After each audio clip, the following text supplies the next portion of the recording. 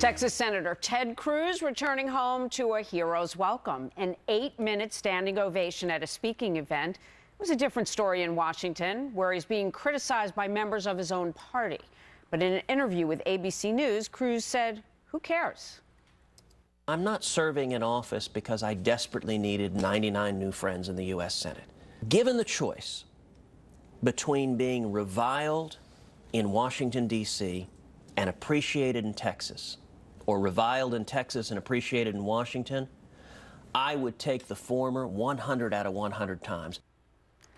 Leslie Marshall is a syndicated radio talk show host and a Fox News contributor, and David Webb is host of The David Webb Show on Sirius XM's Patriot Channel, Tea Party 365 co-founder and a Fox News contributor. Welcome to both of you. Good morning, Jamie. Good morning. David, former Florida Governor Jeb Bush is calling where Ted Cruz is concerned for a little restraint, self-restraint.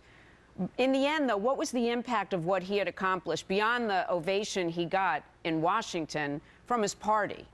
Well, and let's separate what he got versus what we, the people, got. I said from the beginning that Ted Cruz was going down with a fight. And it was a time to galvanize the base. And to be fair, these events galvanize those that are for it, those that are for against it. In this case, it's Obamacare. And that's a benefit to Ted Cruz. I agree, don't overplay your hand. Move forward smartly. We have a marathon of a battle against Obamacare on behalf of the American people. As for who won, who lost, the American people have lost in this entire thing. Here we are with a train wreck in Obamacare. Here we are blowing through sequester cuts in the debt ceiling debacle. Here we are simply not providing solutions. And in January 15th, the poor debt can, which we've kicked to hell and back, is now going to be kicked one more time. You know, I imagine, Leslie, that a lot of elected representatives, as they go home, are curious what the reaction will be of their constituents. What's your impression of this standing ovation in Texas?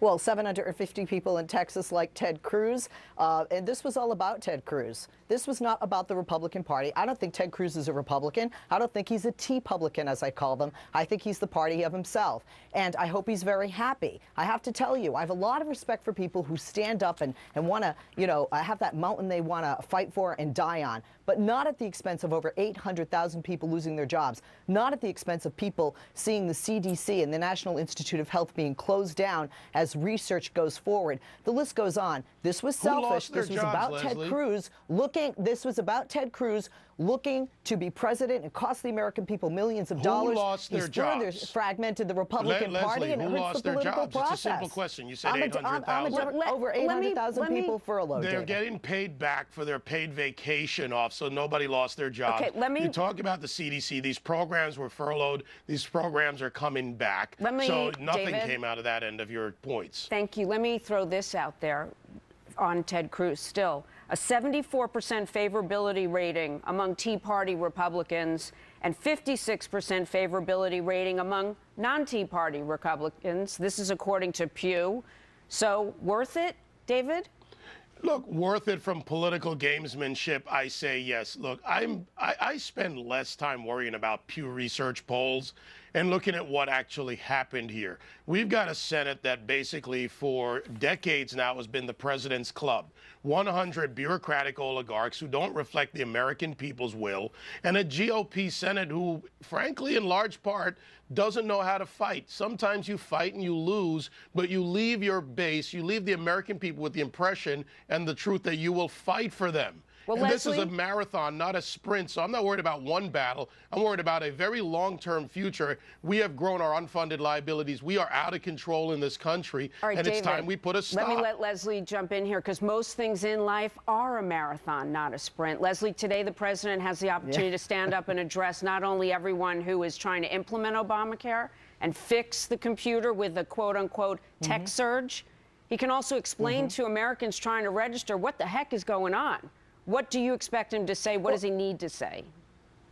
Well, what he's already saying, which is, you know, my bad, the system, that the computer system is not working. But a failed computer system, as we saw with Twitter, which also crashed at its inception, and that is a computer program, which is about a company that is just about an interactive social media site. This is a health care plan, and the implementation absolutely no question of the computer program has not gone well. I do believe not that they're going to extend the individual mandate for a year. I think that the president will and should also address that. If it takes a couple of weeks, you extend it a couple of weeks, a couple of months, and so forth. But David, I do want to address one point David said, which is when you talk about those polls.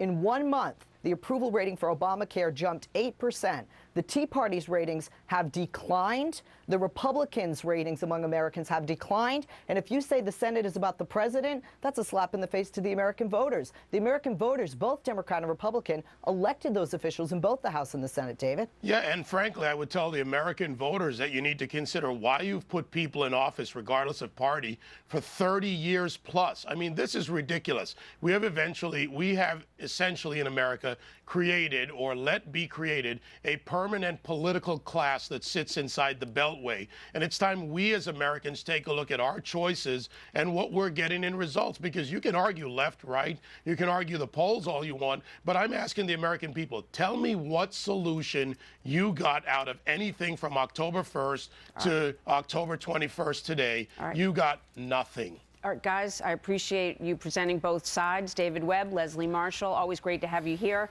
10:19 after the hour.